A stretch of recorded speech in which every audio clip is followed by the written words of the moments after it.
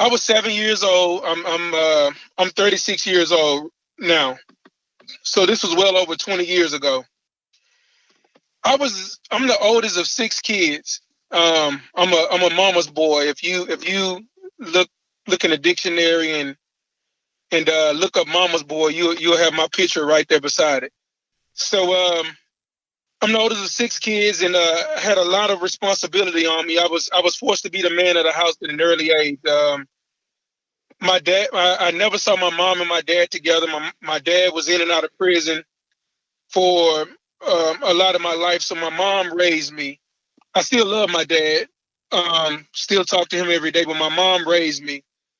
To get away from the stress during the weekend, I would ask my grandmother and my grandfather if I could spend the weekend to get away from the stress during the week, because I babysat a lot. My mom worked multiple jobs. I would sometimes ask my grandmother and my grandfather if I could spend the night at their place. And a lot of the grandkids always felt that I was their favorite because they would actually spend the night, and my grandmother and my grandfather wouldn't let them stay, but they would let me stay. So this particular Saturday morning, we were down at my grandmother's house, and I asked to spend the night, and they agreed, and everybody ended up leaving around maybe 1 or 2 p.m. in the evening. I can't really remember the exact times, but I know it was daylight. And we left to go to the grocery store to pick up a few things, and we went to Walmart to pick up a few things. And I remember being in the back seat and my grandmother and my grandfather having a conversation, and they were talking, and they said, I wonder if the shadows are going to show up tonight, if the ghosts are going to show up tonight. So I didn't think much of it, just sit in the back seat. So we get out, we make grocery, we as you can see, I said make grocery. That's Southern people talk. Most people say buy grocery. Cedric, how are you going to make grocery? But that's the Mississippi in me. We go to the store, we make grocery, and we go back home. I want to say the neighborhood, Wes. If we could talk a few minutes afterwards, I'll tell you exactly what the neighborhood is, and I'll give you a little history on it. But if I was to tell you where this neighborhood is at, people from my hometown would know exactly where I'm talking about. A lot of weird and crazy and strange things go on there.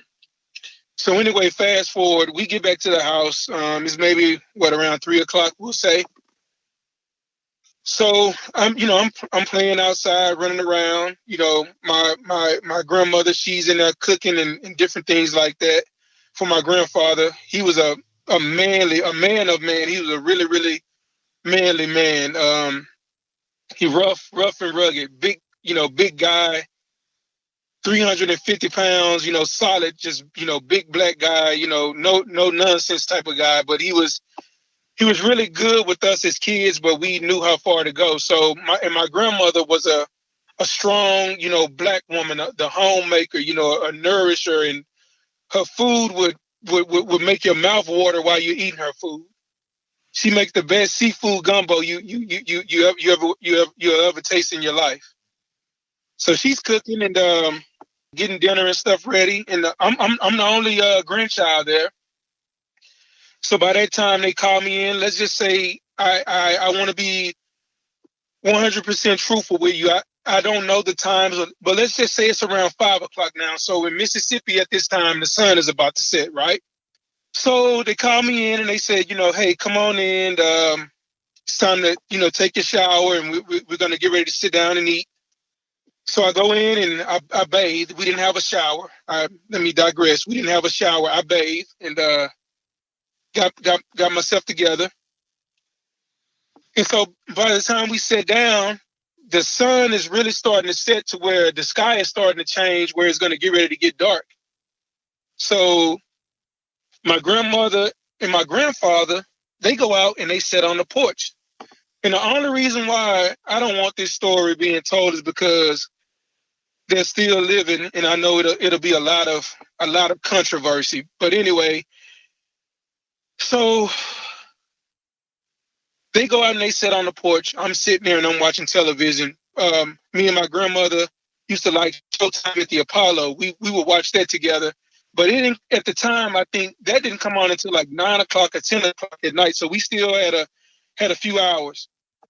So I'm gonna fast forward a little bit. Let's just say maybe it's around 6:30 or 7 now. So it's gotten dark, but if you were driving on the road with your lights off, you could still see. Does that make sense? Yeah, but it's kind of that twilight, twilight. Yeah. So it's dark now. I'm sitting there watching television, and they're sitting out on the porch. And so let me try to explain this to you. So the way this house is set up, and I'm going to be going home soon, and I'm going to send you a picture. And this is what really gives me relief to hear some of the stories, because for a long time I felt that what happened really didn't happen, because I just kind of put it out of my mind. But I'll tell you why I know what happened really happened, because I got confirmation from my mom, who passed away 6 years ago from a brain aneurysm. A blood vessel burst in her brain, and it killed her. She never woke up from it. So it's starting to get dark. My grandmother, my grandfather sitting on the porch. So the way this porch set up was, this porch had to be about, let's say, maybe 7 feet wide, but it was a screened-in porch, a box house. It was a house shaped like a big box. In Mississippi, they call what you have shotgun houses. If you walk in the front door, you can immediately see the back door, right? So if you walk through the front door, it's like a hallway. You may walk maybe 10 feet and it'll open up into the kitchen, but the bathroom and the bedrooms, they're off to each side of the hallway. So if I walk through the front door, I can immediately see the back door straight through the hallway. That's in Mississippi. You probably heard of that before, but that's called a shotgun house. So this house is shaped like a big box, but this house sits up on four big brick beams. So you have one big beam at the corner, and I would say those beams are about maybe 4 feet high. But this house sits up off the ground. As kids, we could go up under that house and kind of play around. As a kid, you could stand up under it. It was dusty and dirty under there, but we would go up under that house and play and different things like that. So there's 4 big concrete beams that this house sits up off of. And to get up to the front door of the porch, you may have to walk up maybe 6 to 8 concrete steps to open up the front, the screen door to the porch. You get onto the porch, and then you walk maybe another 2 feet, and then you open up the front door. So my grandmother and my grandfather, they're sitting out here on the front porch. So as you described, you say it's around the twilight time where it's dark, but you can still see. I walk out to the porch, and I'm listening to them talk. And my grandmother and my grandfather, they're staring across the street. So by the way that this house, it sits up on a hill, but it sits up on this beam. So down, and I'm not good with my distance, I would say, man, maybe about 70 yards. I would say this house is about 70 yards away. Down, if I'm sitting on the porch, and my grandmother and my grandfather are sitting to the front of the porch, and they're in their chairs, they can look down on this double wide trailer. Now, this older woman who was Native American and African American, she had built a porch and different things like that. So the porch was something that was created by someone afterwards when she purchased that house. Does that make sense? Yeah, it makes sense. Yeah, so she kind of added on to the house. She built like, a porch and a back little deck area. The porch area was closed in. It had a tin top on it, but it was, really nice, like a light brown wood type porch on it where she could come out and sit outside. So if we're looking down, we can see her entire yard except for her backyard. there was a street that separated my grandparents' house from her house, but we could see our house as clear as day. So I walk outside, and my Medea and my dad, I call my grandma Medea, and I call my granddad Dad. My Medea and my dad, they're both sitting out there on the porch, and my grandmother asked Dad, "Oh, look, do you see it?" And I attempting to say their names, and my granddad said, "Yeah, I see it." So I'm looking, I look, all around, and I don't see what they see. And my granddad said, "It's at the window." So I'm looking around, and I'm trying to figure out exactly what they're seeing. I'm still not figuring out exactly what they've keyed in on. And I hear a loud bump, but what it was a slap on the trailer is what I really think it was. I think this thing slapped the trailer. And when this thing slapped the trailer, the living room light went off and the kitchen light came on. And now I'm looking at this thing, and it's huge, man. This thing is huge, and it has the same color fur as a silverback gorilla without the silver, and it looks like a freaking baboon with maybe 3 pair of shoulder pads on going across, and towards the hips it makes like a V, and the legs protrude out a little bit more. The hips are not as wide as the shoulders, but the hips are about halfway wide as the shoulders. And I'm looking at this freaking huge baboon face, hairy covered creature standing at the kitchen window.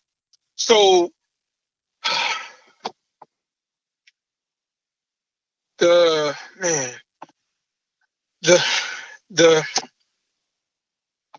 living room light goes out, the kitchen light comes on, and this woman comes to the kitchen window, and this thing has to like almost peep down into the kitchen window. This is just how tall this thing is. This woman I'm looking at this little lady. She looks at this thing. I can see her face. She looks at this thing. This thing looks back at her, and I can see his cheeks come in and out, and it blows. Woof, woof. She looks at it. It gives two. Woof, woof. She leaves away from the window. She walks back towards the living room. She opens up her front door. Have you, Wes, have you ever been coon hunting before? I haven't. No, I know it's big down there in Mississippi, though. Yes, sir. We will substitute a coon for a turkey on Thanksgiving any day. This woman brings out first. She sets out a coon. It's a coon trap, and it has a cat in it. She sets that out on the porch. She goes back and she gets another trap, and it's a raccoon in the trap. She sets that out on the porch.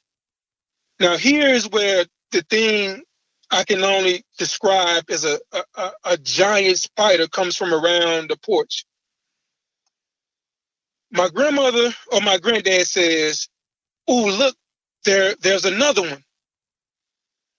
So when the head pops on, the woman has floodlights on the side of her trailer. When the floodlights come on, it draws my attention to the reason why the floodlights popped on in the first place. I see a huge head, just a head, kind of peeping from around the corner of this trailer. And then I see what would be the right arm comes from around. And some of the body kind of snakes around the trailer. And then I can see the left arm come around. And the body of this thing comes around, and I see something that's dangling. And I'm thinking, okay, these are arms. But the arms look too small to be arms. So when the rest of the body comes around, it's crawling, but it's up off the ground, but it's on like a belly crawl, but it's on all fours almost. So that's when I see the other two legs. So I'm thinking that, I'm like, what the hell is this? So now, as I explained to you earlier, I realized I saw two arms, two breasts, and then the rest of the legs. This thing crawls to the front porch and stands up.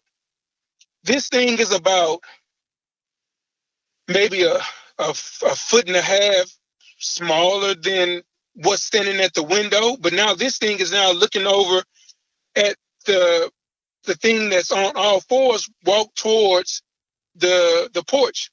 This thing stands up, and the raccoon and the freaking cat is going bananas in the cage. It's going freaking bananas in the cage. This thing picks it up, walks back around to the back of the trailer where it came from. The big thing that was standing at the window gives another woof and walks off, and they leave. This is what bothers me. And this is why I wish to remain anonymous. Like, I get emotional, man, because I speak from my heart. You know, people say I wear my heart on my sleeve. That's just me. You know, that's the way God wired me. I can't change that about myself. I'm actually getting a little teary-eyed talking about it. I wish for the life of me that I could remember that date that happened. Because being in the backseat of that car, they knew whatever showed up that night was going to show up. No one can tell me that they didn't know whatever was going to show up that night was going to show up, because they talked about it on the way home, that they wondered if the shadow was going to show up or the ghost was going to show up. They sat there and watched it like it was normal, man. They sat there and watched it like it was normal. That's the only way I can explain that to you. And they whispered and talked to one another to make sure that each other was seeing everything. So this is where I'm really going to get emotional, right? My mom, who I would give my life for, I would give my right arm. The Lord has blessed me to do pretty good in my life, you know, despite the circumstances that I've endured growing up as a young man in Mississippi. Me and my brothers and sisters, I'm the oldest of 6 kids. Sometimes we went hungry until the next day. You know, the only time we ate at school was at school sometime. My grandmother and my grandfather would go into their deep freezer, into their refrigerator, and bring food to I lived in the projects. I lived in a really, really rough part of the section of Mississippi where I was raised.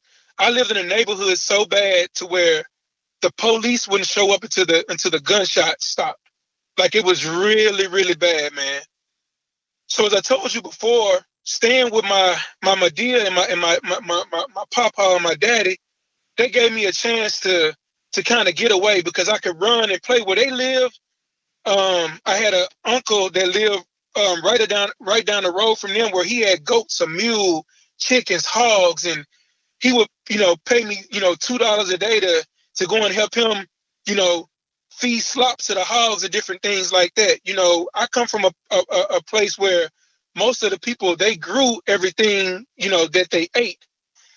But my mom, being a single mom of several kids at the time, you know, she struggled a lot. And I in between school and babysitting, things got really, really stressful on me, because I was the man of the house. at an early age. I left home at the age of 14 because my mom ended up getting involved with a guy that used to beat on her. And when I got of age, me and my brother, we weren't going for that anymore.